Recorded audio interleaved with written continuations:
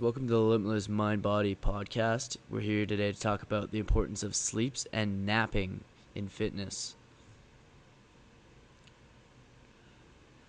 Now, a lot of you who've already, are on your journey to getting big or working out hard or really pushing yourself, you might notice how much more tired you are and then the other day. And, that's obviously fatigue from training, but a lot of people hit their peaks from this, and they can't get any bigger because they're not sleeping enough. Their body doesn't have enough ultimate time to recover. So one of the most important things, basically, for anyone in fitness is naps. Now, I can't tell you how much personally I love naps. I nap all the time. Like, if it was up to me, napping would be part of a mandatory thing you do from your 9 to 5 job. I think naps are so beneficial and so important for everyone, especially when you're in this fitness industry and you're working hard and you're pushing yourself. Now, there's different stages of naps. 20 to 30 minutes, you're in a really good level. We're gonna call that power naps. So you're not gonna feel that drowsiness that you feel when you take really long naps or anything like that. Your brain's basically just having like a quick restart, and that's great for cognitive function and helping yourself basically wake up and perform better. And it is all about performance and our ultimate performance during the day. And then we'll have a second stage, like a caffeine nap, which is like anywhere above the 20 minutes to 45-minute range, where you're gonna feel good. You're gonna feel like you've retained some information. Maybe you you're not gonna feel too drowsy when you wake up. And then we're gonna have our long naps, which some people think are awful, but for you, just because when you wake up, when you take those long naps, you feel drowsy or confused. You don't really know too much what's going on at the time, and that's actually not a bad thing. You actually retain the most information in that hour, and it's definitely one of the most beneficial things, especially if you're a high performance athlete. You're getting that time to send more recovery. The thing you want to look out for the longest is not overnapping too much. We get into this state where we tend to love our naps too much, especially for me physically. I could nap all day. I could sit there. If you're telling me I have time for a 90-minute nap, which I don't ever in my days, but I'll be out there. I'll sleep all day. Like, I have so many thoughts and processes to go through my brain. I could just sit there all day and sleep. So it's really important to be very disciplined in our napping. And I know that sounds silly to tell someone, oh, you're not disciplined in a nap situation. How can you be good at napping, sort of deal? But there's definitely effective techniques, and we're gonna go over a few of them. One of them being where you nap. I highly suggest you don't go to your bed. That's you telling your body that it's time to call it a day, basically. And let's be honest, most of us have really comfy beds. They're our home. We spend half of our lives in them. We're gonna sleep for as long as we can. It's like, I don't know about you guys, but I'm like a bear in the morning trying to get me out of my bed, and it's so comfy. So yeah, don't go to your beds.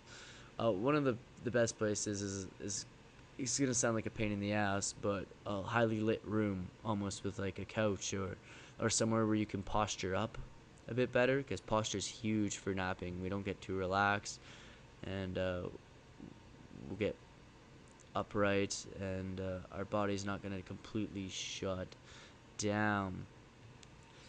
Another huge thing for our naps is diet. So you might be thinking, like, what the hell does napping have to do with dieting? But if you're eating healthy and you're taking 7 hours of sleep, this is gonna affect our diet and how we build and how we distribute all of our nutrients.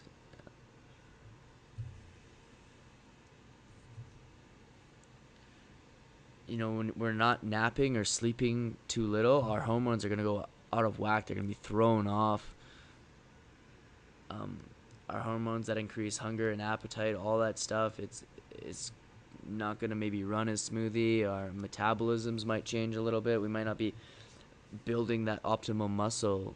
We'll feel basically a key schedule is one of the best components for your napping. So like if you're gonna eat, if you're one of those eaters before bed and stuff, it's great, man. It's great to have like a little snack, something that's slow digesting, kind of just drip you out. A lot of bodybuilders use casein protein, which is fantastic. I personally use it myself. Doesn't let me wake up hungry in the middle of the night. All that's fantastic. So there's just so many things that you can take away from napping and how important it is. And one of those things is a lot of people are asking is with meditation. And I personally am a huge believer in meditation with naps. And I almost could say there's no research done on it yet, but in my personal opinion, I would say meditation can be just as fulfilling as a nap. Now, I'm not talking about concentrated meditation where you're staring at an object, or you're very focused meditation, all that stuff. No, I'm talking about something like automatic conscious breathing meditation. You're just sitting there and you're just trying to achieve a clear mind. Try to get out of the noise, maybe put in some earbuds, but not music or anything. Just try to tune everything out, let our senses relax.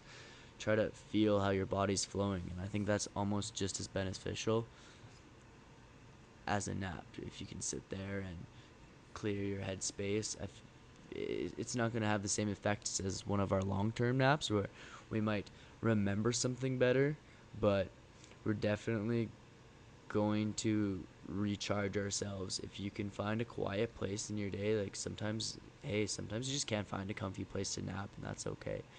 But meditating, you can almost do anywhere. Basically, just even in a corner, shut yourself off for a bit, focus, really breathe, really get into it. And one of the hardest things is getting a clear mind. I understand we're all very busy, and it's really hard to get that center, that focus in the middle of our chaotic Western society lives. But definitely, if there's some things you can do to practice, one of my helpful tips would be really focusing on your breathing while you're somewhere, and only focusing on that. See how long it takes you to breathe, to stop thinking about breathing while you're out there. It's really easy to get off that track and not stay focused on your breathing, but bigger breaths inhaling, shorter exhales, really just think about your breathing, and that's it. After that 10-15 minutes, if you can pull it off, you're going to feel great. You're going to be ready to do whatever you need to do in that day again. So yeah, welcome. This is our little mini episode. Basically, we're gonna be throwing them on here, just quick informations, and you guys can find all the stuff that we talk about in here, better detailed, more written down. Obviously, it's not me explaining it on the spot, so you'll have time to research it. You can find that all on our website at limitlessmindbody.com. And wow, this is the worst thing ever, doing this without Mocha J. I have no one to look at while I'm doing it. So I'm glad we got through episode 1 here, but we'll stay tuned for more.